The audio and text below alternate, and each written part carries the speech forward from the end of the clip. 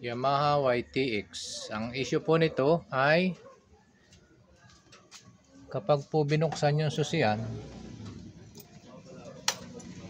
nalabas yung neutral light. Ayan, ngayon po ay ayaw na. Nakalabas po yung neutral light niya, tapos kapag pinus button mo, nawawala. Ayan, baka po makaka-experience kayo ng ganyang senaryo. Ngayon ay tuluyan na pong blackout, wala na supply ang ating susian. Troubleshoot po natin. Yan.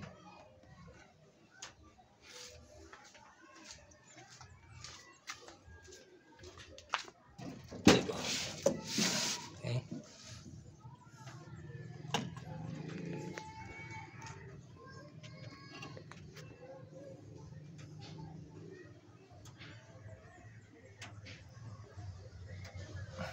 Okay.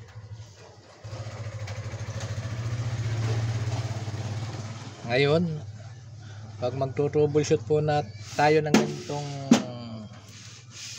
kaso, unahin po natin yung ating fuse. Yan.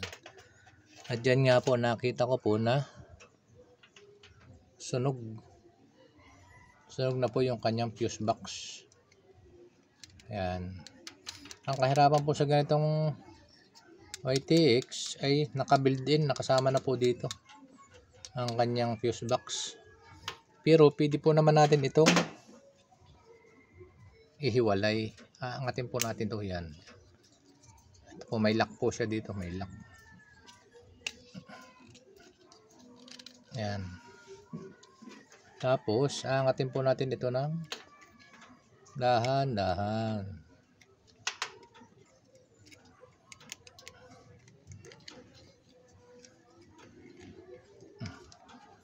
Hindi makapit. Yan. Yan. Kung mapapansin po natin, yan po yung pinagsunugan.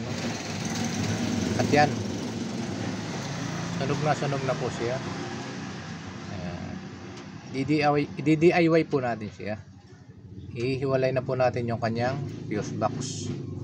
Ngayon, kung makikita po ninyo yan, nilagyan ko na po yan ng wire. Ayan. Nilagyan ko na po yan ng wire. At yung wire na yan, makikita po ninyo itong bakal na ito. Yan. Konektado po siya dito sa dalawang terminal na ito. Okay? Yan. Yan po yung trigger. Okay? Na kapag nakabuhay ang susi, magkakaroon po yan ng supply galing sa battery. Okay? Kaya ang gagawin po natin, ayan na nga, ilagyan ko ng wire. Katapos, ibalik na po natin ito. Pinakita ko lang po sa inyo kung paano ang gagawin. Ayan. Susok na po natin. Ayan. Okay. Tapos, kung makikita naman po ninyo ito, letter B. Letter B yun. Yun po yung papuntang battery ha. Yung kulay pula. Ito po yun. So, yan po ang lalagay natin doon. At itong isa, doon sa kanyang opposite side. Okay?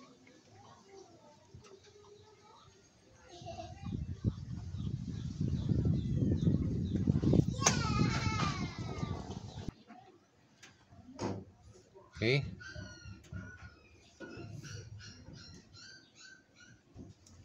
Yan na po. Naikabit ko na po. Ito, pula sa letter B. Itong itim doon sa letter M. Okay? Ulit ko po. Ito pong wire na ito, yung kinabit ko dito. Ito po ang sinusuplayan niya. Ito mga terminal ito. Ito po papunta sa starting solenoid ng ating starter. At magkakaroon lang po siya ng supply kapag kinabit na natin ito. Itong wire na ito. Ayan. Masusuplayan na po yung ating accessories. Yan, balik ganito na po ang ginawa natin. Doon sa kinabit natin na wire na kulay itim na magsusupply dito sa tatlong terminal na ito. Tapos yung kabako ng fuse, pwede na po natin idirekta sa battery. Okay? Ito po yung sinasabi ko sa inyo na sinusupplyan. Ito po yung dalawang wire na pula, ito po yung accessories. Ito pong nasa likod, asul, at saka itong pula na wire lining na puti. Yun po ang sa starter solenoid ng ating starter. Okay? Sasaksak na po natin itong kanyang cup para po magkaroon na ng supply itong ating accessories. Sana po ay nasundan nyo ako kahit pa paano. Ito po ay makakatulong kaysa po bumili agad tayo ng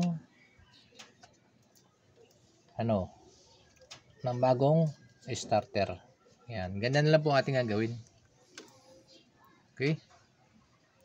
At makikita po ninyo na okay na po ang ating ignition switch. Meron na po siyang supply. Ayan, nakakulay verde na po siya.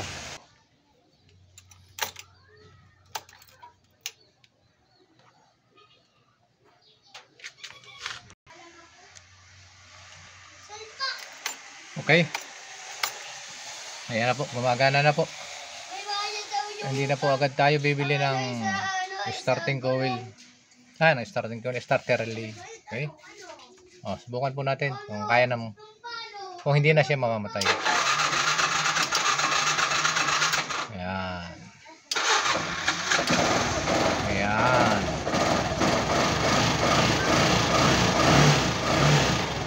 Okay.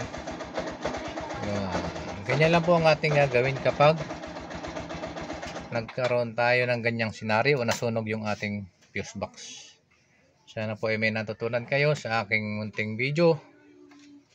Kahit pa paano ay may apply natin sa ating mga motor. Ito po ay Yamaha YTX. Maraming salamat po sa panonood. God bless.